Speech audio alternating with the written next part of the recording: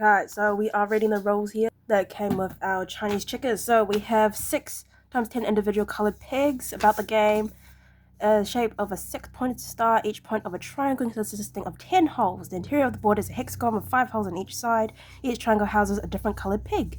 Chinese checkers can be played by 2, 3, 4, or 6 players. If there are 4 players, play starts on 2 pairs of opposing triangles, and a 2-player game should also be played from opposing triangles.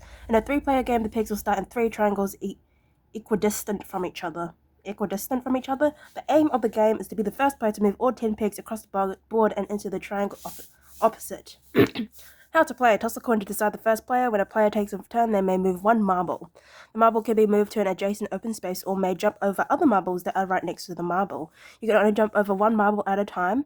For example, you can't jump over 2 marbles that are next to each other. But when we used to play it, we could jump. So we make a rule that you can jump over the other marbles. So yeah. Anyway, but you can do multiple jumps on the same turn as long as the hops are all lined up. See picture for example. And then this is your picture. You're hopping all the way over there.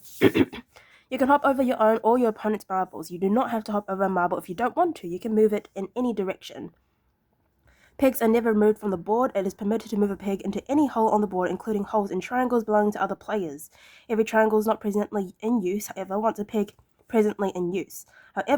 has reached the opposite triangle, it may not be moved out of the triangle, only within the triangle. You may not move a piece to a square already occupied by one of your own pieces, but you can capture an enemy piece that stands on a square where one of your pieces can move. Simply remove the enemy piece from the board and put your own piece in its place. Finishing. The first player to occupy all 10 destination holes is the winner. With Chinese checkers, it is legitimate to block a player from winning by occupying one of the holes in his or her destination triangle, thereby preventing that player from filling the triangle first. I don't think we'd do that though.